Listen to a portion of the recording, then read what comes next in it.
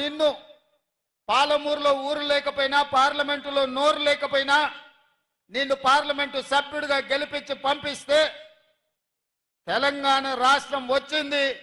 వచ్చిన రాష్ట్రంలో మా పాలమూరుకు ఇచ్చిందేంది, నువ్వు తెచ్చిందేంది అని నేను ఈరోజు చంద్రశేఖరరావుని అడుగుతున్నా. చంద్రశేఖరరావు గారు నేను అడుగుతున్నా, ఉమ్మడి రాష్ట్రంలో సమైక్య పాలనలో 60 సంవత్సరాలు ఆంధ్ర వాళ్ళు చెరబట్టి పడావు పెట్టిన పాలమూరు రంగారెడ్డి ఎత్తిపోతలు కానీ, కల్వకుర్తి లిఫ్ట్ ఇరిగేషన్ కానీ, కోయిల్ సాగర్ భీమా నెట్టెంపాడు ఏదైనా ప్రాజెక్టులు 10 ఏళ్లలో పూర్తి చేసినవా? ఏదైనా పరిశ్రమలు మా పాలమూరుకు తీసుకొచ్చినవా?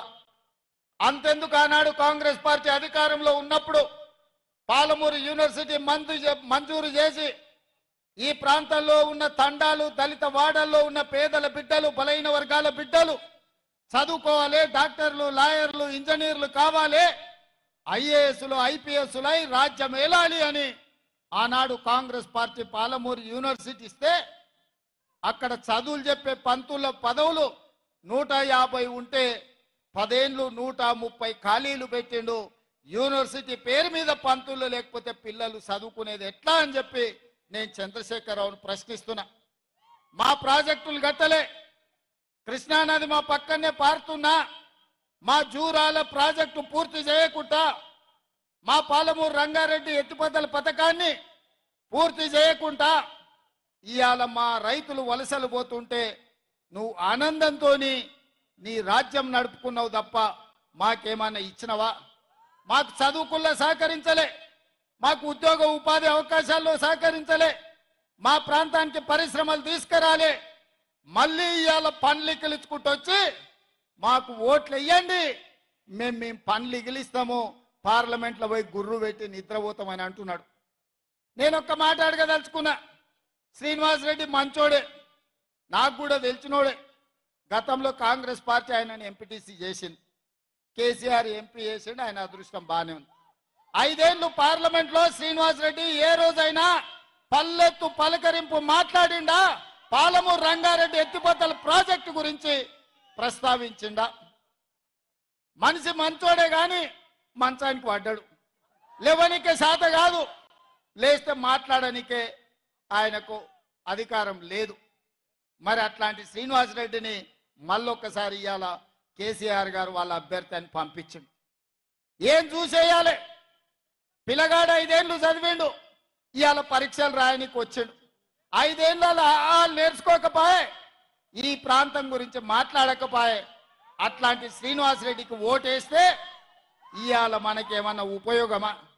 నిన్న మన కేటీఆర్ అంటున్నాడు, మా కారు కొంచెం ఖరాబ్ అయింది, గ్యారేజ్కి పోయిందని.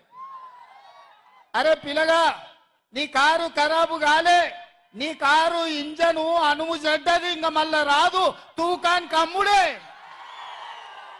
తూకం పెట్టి అమ్ముడే, వర్క్ షాప్ నుంచి మళ్ళా ఇంటికి రాదు, ఇనుప సామాన్లోనికి తూకం పెట్టి అమ్ముడే. నీ కారు నీ అయ్యనడుగు కావాలంటే ఇంటికి పోయి. నీ కారే కాదు, నీ అయ్య ఆరోగ్యం కూడా అనుంచెడ్డది.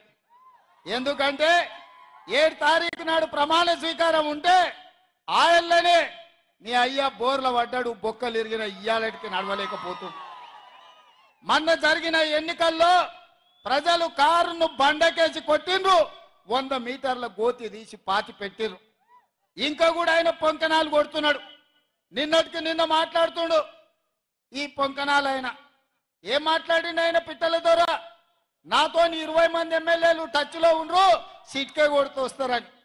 సిట్కే కాదు, మిద్దెకి డప్పు కొట్టు బిడ్డ, నీ దగ్గర ఉన్నోళ్ళు కూడా ఎవడన్నా ఉంటాడేమో చూద్దాం. గతంలో లాగా కాంగ్రెస్ ఎమ్మెల్యేలు గొర్రెల మంద తొడేళ్లలాకొచ్చి చేప కొట్టి కొట్టుకపోదాం అనుకుంటున్నాం బిడ్డ. ఈడ కాపలా ఉన్నది రేవంత్ రెడ్డి, నువ్వు ప్రయత్నం చేసి చూడు. ఈడ మా ఎమ్మెల్యేలను కంచేసి కాపాడుకునే శక్తి హైటెన్షన్ వైరు రేవంత్ రెడ్డి ఉన్నాడు బిడ్డ. వచ్చి ముట్టుకో. కరెంటు తీగ మీద కాకి కరెంటు కొడితే ఎట్లా కర్రెగా సస్తలో నువ్వు కాంగ్రెస్ వైపు చూస్తే నీ సంగతి గట్లనే అవుతుంది. నువ్వు మా దిక్కు కాదు, నీ దొడ్ల సాయంత్రానికి ఎన్ని వచ్చినా ఒకసారి లెక్క పెట్టుకో బిడ్డ, నీ సంగతి చెప్తా గాని.